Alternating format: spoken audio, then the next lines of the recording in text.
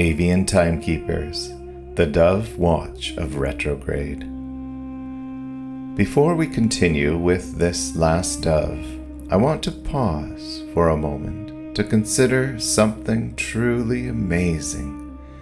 Even though the exact dates of these events apparently had been lost to time, yet all of the details hidden in this narrative have been accurately preserved, passed down through innumerable generations.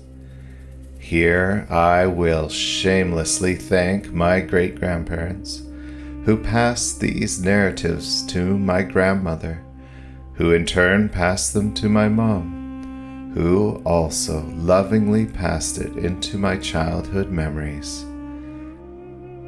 Something so simple as an ark or a dove with an olive leaf, passed down for thousands of years, down to today through these narratives. Now, as a grown man with children of my own, I hope to ensure that these symbols and the entire calendar system are never lost, never put on a shelf to collect dust, and never again mocked. Some do indeed try to blot out our ancient heritage, our knowledge, our narratives of the past. Try as they may, they can never erase these family lineages.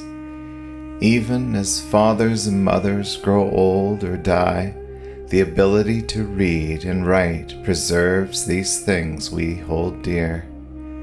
This ancient calendar system is deeply entwined into our ability to read and write, bestowed to us through this ancient alphabet calendar.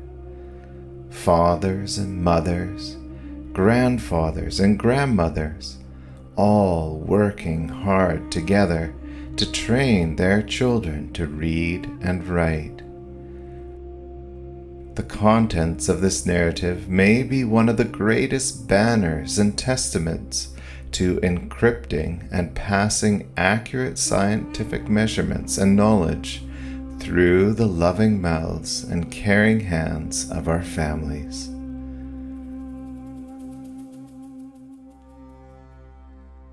So now, having said that, let us now continue in the narrative on to the last dove.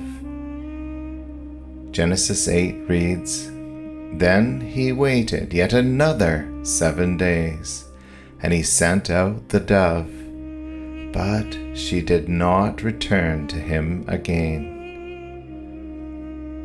ויחל עוד 7 ימים אחרים, וישלח את היונה, ולא יאספה שוב אליו עוד.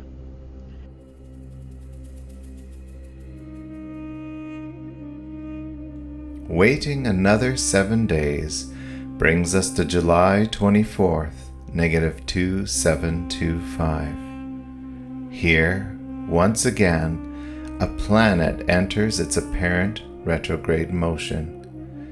This time it is the planet Kokav Chama, meaning hot star, which today we also call Mercury. This is now the 3rd time that this narrative marks Mercury's apparent retrograde motion, which, as mentioned earlier, is well deserving of its own upcoming chapter. When we go back to the day that the ark rested, Jupiter had started its own retrograde motion. Now, here on July 24th, Jupiter finishes its retrograde motion.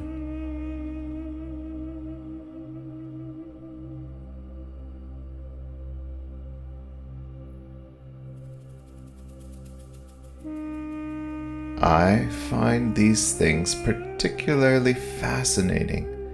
This narrative has marked out 3 apparent retrograde motions of Mercury, as well as retrograde motions of Venus, Jupiter, and Saturn. The only visible planet that is not marked out in this narrative is the planet called Madim, or Mars. Mars is most likely not noted because of this narrative's time period. During this period, Mars does not enter into any apparent retrograde motions, so there's nothing to record of it. This last dove, when combined with the others, represented the longer days of summer solstice. Now that the solstice has passed, the days begin to shorten. So thus it is fitting that the dove, which represented the long days, is now spoken of as she did not return to him again.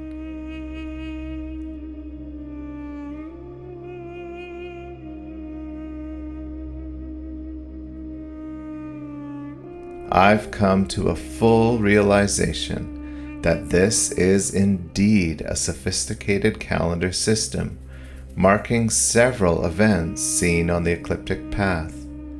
This puzzle is begging the question, why mark apparent retrogrades? We will soon investigate these apparent retrograde motions.